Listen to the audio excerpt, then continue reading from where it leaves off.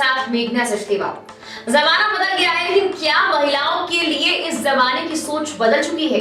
ये सवाल आज इसलिए क्योंकि महिलाओं पर अत्याचारों की खबरें रुकने का नाम नहीं ले रही। फिलहाल खबर है यूपी के बुलंदशहर से, जहां पर एक महिला टीचर की लाश मिली है। आरोप है कि उसी के परिवार वालों ने बच्चा पैदा ना कर पाने के चलते उसे मौत को गले लगाने पर मजबूर कर दिया। उधर एक और मामला ऐसा सामने आया जहां पर महिला के साथ दहेज उत्पीड़न किया गया है। बुलंदशहर में महिलाओं के खिलाफ अपराध लगातार बढ़ते जा रहे हैं। खबर है कि महिला टीचर का शव गंगा नदी में मिला है और 2 दिन से इंटर कॉलेज की टीचर लापता बताई जा रही थी। सबसे बड़ी बात है कि डॉक्टर पति पर हत्या करने का आरोप लगा है। महिला के परिवार वालों के मुताबिक 9 साल पहले शशि प्रभा की शादी हुई थी और बच्चा पैदा न होने के चलते उसका उत्पीड़न किया गया, साथ ही गर्भपात भी करा दिया गया। मृतका के परिवार वालों ने आरोप लगाया है और इसी के बाद पुलिस उसे आत्महत्या का मामला मानकर फिलहाल आगे जांच करने की बात कर रही है। ये पूरा मामला नरोड़ा थाना क्षेत्र का है। अच्छा योगेंद्र जी, क्या पूरा मामला था, क्या घटना थी? सर ये घटना ये थी कि 25 की रात को सर हमसे मेरी बहन की बात हुई, ठीक है, सब बिल्कुल सही था, नॉर्मल था। उसके बाद में सुबह मुझे अपने जीजा के द्वारा डॉक्टर राहुल गौतम के द्वारा सूचना दी जाती है कि तुम्हारी बहन कहीं चली गई है, ठीक है सर। उसके बाद में मैंने कोतवाली में गया। कोतवाली में एफआईआर दर्ज कराने की कोशिश की काफ़ी, लेकिन वहाँ के प्रभारी ने मेरी एफआईआर दर्ज नहीं की है और हम मुझे शाम तक बैठाए रखा वहाँ पे और अभी भी कोई कुछ कर नहीं रहा। जबकि डॉक्टर राहुल गौतम अभी भी यहाँ पे घूम रहे हैं, खुलेआम घूम रहे हैं। जबकि मैंने वहाँ के प्रभारी से कहा कि आप क्यों ये ऐसा क्यों कर रहे हैं, तो वो ये कह रहे हैं कि अभी हम इसका क्या करें, इसका हम कुछ नहीं कर सकते हैं। और मेरी बहन की डेड बॉडी मिली और उसने ये कहा कि मैंने तो मार के डाल दिया है, जाओ तुम क्या कर लोगे। और इसके काफ़ी दिनों से दूसरी औरत बबीता सिंह के साथ नाजायज संबंध है और ये मेरी बहन को बहुत प्रताड़ित करता था, रोज़ डेली बहुत ज़्यादा मारता था और आए दिन प्रताड़ित करके सारे पैसे और कहीं पे भी आने जाने नहीं देता था और फ़ोन छीन छान के इसने पूरा रख लिया था।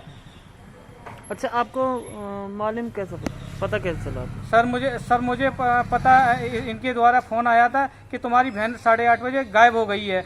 इसके द्वारा मैं अपनी मम्मी के साथ, अपने भैया के साथ वहाँ पे इनके घर पहुँचा तो घर में बताया कि तुम्हारी बहन कहीं चली गई है कपड़े पहन के। और फिर मुझे तो शक था क्योंकि इनके पहले भी मुकदमा चल रहा था इनके ऊपर, क्यों दहेज का और ये नाजायज़ संबंध का, और मेरी दीदी को प्रताड़ित करता था बार रोज़ डेली मारना पीटना और शारीरिक टॉर्चर करता था और दहेज के बारे में प्रताड़ित करना, यही सब। और दूसरी औरतों से अपने घर पे लाता था, चक्कर चलाता था। और जिस रात में मैं इसके घर पहुंचा वहाँ एक ऑलरेडी पहले से एक महिला मौजूद थी वहाँ पे और दोनों में यही बात कही कि वो तो सुबह ही निकल गई हैं और भाभी ने कुछ नहीं किया, वो बस इतना कहा। तो मैं घूमने चला गया और मैंने एक एफआईआर दर्ज कराई, लेकिन मेरी एफआईआर दर्ज लिखी नहीं गई। कोतवाली में बहुत देर तक मुझे बैठाए रखा, लेकिन कुछ कार्रवाई नहीं की मुझे। दूसरा मामला है दहेज उत्पीड़न का। बुलंदशहर में एक बार फिर से दहेज लोभियों ने एक नवविवाहिता को दहेज की खातिर मारपीट कर घर से निकाल दिया। पीड़िता ने कोतवाली स्याना पहुंचकर अपने पति, सास, ससुर, ननद और जेठ और 2 जेठानी के खिलाफ दहेज एक्ट सहित मारपीट का मुकदमा दर्ज करा दिया है। स्याना कोतवाली पुलिस ने पीड़िता को मेडिकल के लिए भेज दिया है। पीड़िता की शादी लगभग 1.25 साल पहले जनपद बुलंदशहर के ही थाना खानपुर नगर में हुई थी। शादी के 2 महीने बाद से ही अतिरिक्त दहेज को लेकर आपको बता दें कि प्रताड़ित लगातार उसके ससुराल वाले उसे कर रहे थे और मारपीट तक का मामला सामने आया था।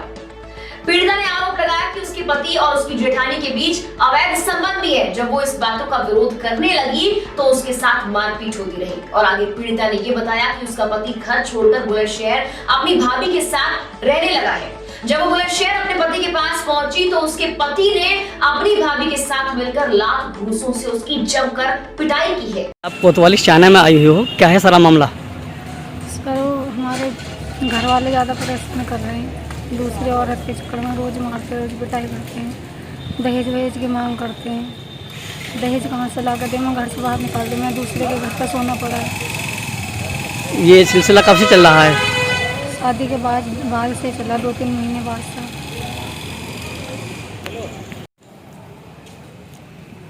आज आप कोतवाली शाना में आए हुए हो, क्या है सारा मामला? मामला ये लड़की को लेकर हम अपने कुछ क्या दिक्कत हुई लड़के के साथ? ससुराल वाले ज़्यादा परेशान कर रहे हैं, टेक्स मांग रहे थे, हमारी पढ़ाई बराबर कर रहे हैं। तो कब से ये सिलसिला चल रहा ये है? सिलसिला शुरू से ये करीब 2-3 महीने बाद से, शादी को कितने दिन करीब? करीब 1.5 साल के लगभग में होगी। अब सवाल ये कि लगातार बुलंदशहर महिलाओं के खिलाफ अपराध बढ़ते जा रहे हैं। ऐसे में बेटी बचाओ बेटी पढ़ाओ का नारा देने वाले लोग आखिर कहां हैं और उस मामले को लेकर कार्रवाई कब की जाएगी? फिलहाल के इस खबर में इतना ही। नमस्कार। If you like this video, hit the like button and press the bell icon to never miss an update from